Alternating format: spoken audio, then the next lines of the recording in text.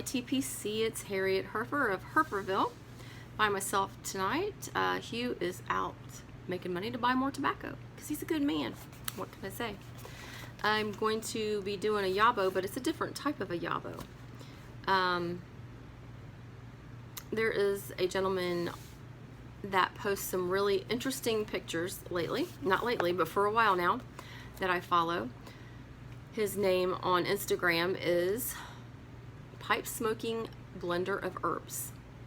And I've commented on a number of his photos and descriptions, and he offered to send me some samples, and I said I would absolutely love to have some samples. So that's what I have here. I'm gonna open it. I've already cut it open. He sent me 4 samples and a burn note. Oh, it has a list. Yeah, so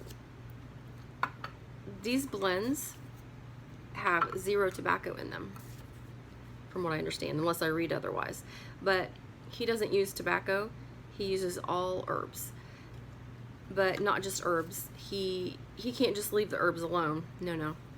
He has to do different things to them. Now listen to this. This number 1 is apricot bourbon, plus he put them in these nice little tins. Look at that. Apricot bourbon and aromatic. It has toasted coltsfoot cased with brandy. I love it already. Mugwort matured with port wine. Lobelia cased with bourbon and toasted. Calendula flowers, white willow bark topped with apricot bourbon, caramel and honey. Then he pressed it for 7 days. Now, that sounds really good.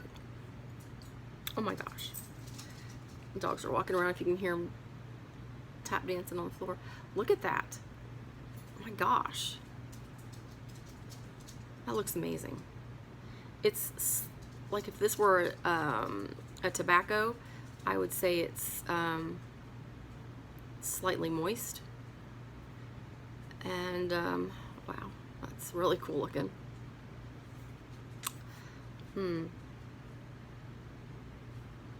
And it smells,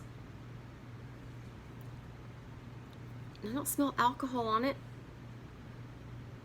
but it smells exactly to me like an apricot white tea that I have had in the past. That is exactly what that smells like, and I cannot wait to try that. Oh my gosh, that smells amazing. All right, so fire cured number 2. So fire cured number 2 has coltsfoot cased with scotch and molasses. Fire cured mugwort that is cased with rum. Toasted lobelia cased with bourbon. I think it's calendula. I don't have my reading glasses on. Calendula flowers. Uva ursi cased with bourbon. Topped with honey, scotch, anise, and molasses. Oh my gosh. Okay, that sounds good. Oh my gosh.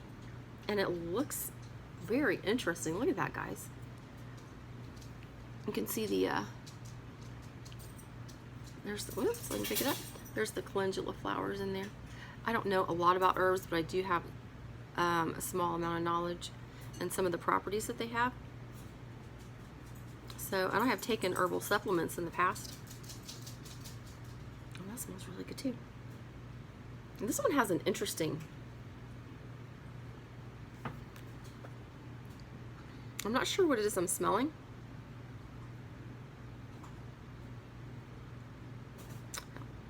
I'm not sure if it's the lobelia or the uva ursi, but it has a,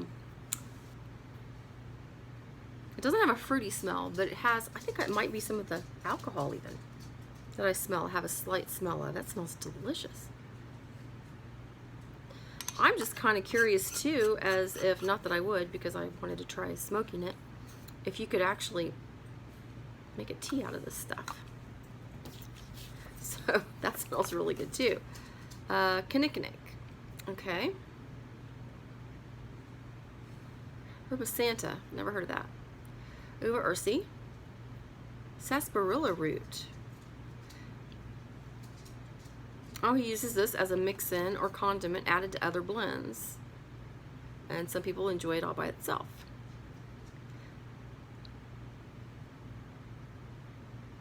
Now I'll try it to mix into a single note tobacco blend. That's really cool. Oh my gosh. Oh, look at that. Oh, I've smelled something similar. What is that smell? I hate it when I remember a smell, but I can't remember where it came from.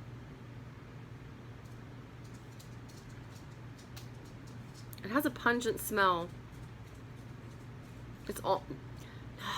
It's almost like the after smell. I know that is, if that makes sense or not. But the final hint, or the final note of the smell of anise, and it's not even in there. So that's interesting. Now this one is really dry. I didn't see this one is super dry. It's very different. It has really large chunks, but very interesting. So I'm going to try that just by itself first, and then see what I would mix it with. See if I were to mix that with just burley, I think it would overpower the burley. Ooh, that would be really good with some latakia in it. That might be what I do. Oh, I'm going to smoke it first by itself. Oh, I missed. Oh, wait. End of blends. Oh, this is just, it's just a mixture of whatever. That's why it's not numbered. End of blends. I like that. Kind of like his Monster Mash. Oh my gosh, that smells really good too. Again, it almost, some type of a fruit smell, just very, very slightly. It's got the calendula in it again.